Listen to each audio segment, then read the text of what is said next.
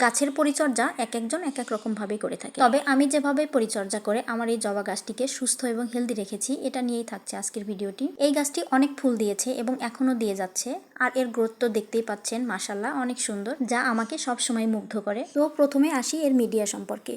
আমি এখানে মিডিয়া হিসেবে ব্যবহার করেছি মাটি, বালু, ভার্মি কম্পোস্ট, কোকোপিট, হাড়ের গুঁড়া, নিমখোল আর সামান্য একটু ফাঙ্গিসাইড। মিডিয়া যত সুন্দর হবে গাছও তত সুন্দর থাকবে। মাটিটা যদি ঝুরঝুরে এবং হালকা শুকনো টাইপের থাকে তবে গাছের গ্রোথও যেমন ভালো হয়, এমনি মাটিতে তেমন একটা পোকামাকড়ও হয় না। আর মাটিতে নিমখোল ব্যবহার করলে পোকামাকড় খুব একটা হয় না। প্রতি সপ্তাহে মাটিগুলোকে এভাবে খুঁচিয়ে দেই, এতে করে গাছের গ্রোথ অনেক ভালো হয়। এবার আসছি খাবারের ব্যাপারে। আমি সবসময় ঘরোয়া উপায়েই গাছের খাবার দিয়ে থাকি।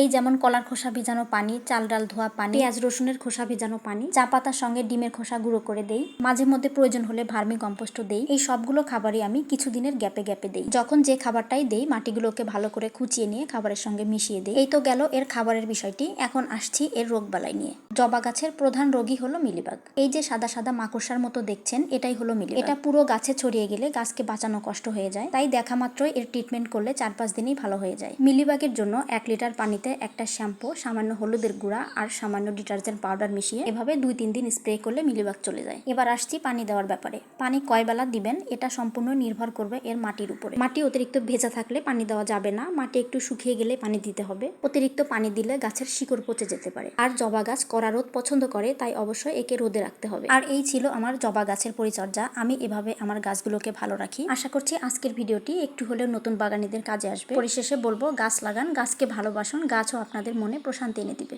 এই ছিল আজকের ভিডিও। সবাই ভালো থাকবেন। আল্লাহ হাফেজ।